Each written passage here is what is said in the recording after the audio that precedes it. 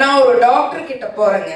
அந்த டாக்டர் உனக்கு என்ன இன்ஜெக்ஷன் போடணும்னு நான் போய் டெக்ஸ்ட் புக்கை பார்த்துட்டு வந்து சொல்றேன்னா நான் அந்த கிளினிக்ல இருந்து ஓடி போயிருவேங்க, அங்க இருக்கவே மாட்டேன்.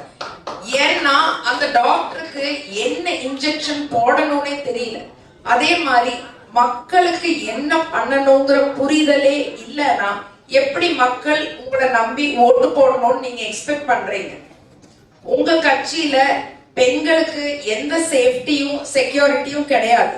இது நீங்க உங்க கட்சியில் இருக்கிற அஜிதா அப்படின்னு ஒரு பொண்ணை ட்ரீட் பண்ண விதத்திலேயே தெரியுது சார். இன்னொன்னு, டிவிக்கு தொண்டர்களுக்கு ஒரு சின்ன சேலஞ்ச். உங்களால முடிஞ்சா ஒரு 3 நாளைக்குள்ள விஜய் சார் கூட ஒரு போட்டோ எடுத்து என்னோட இன்ஸ்டாகிராமுக்கு அனுப்புங்க. Your time starts now. Vijay சாருக்கு ஒரு சின்ன சேலஞ்ச். உங்களால பேப்பரை பார்க்காம உங்க கட்சியில இருக்கிற ஒரு 10 தொண்டர்களோட பேரை சொல்ல முடியுமா? நீங்க அந்த கட்சியோட தலைவர்னா you should know their names.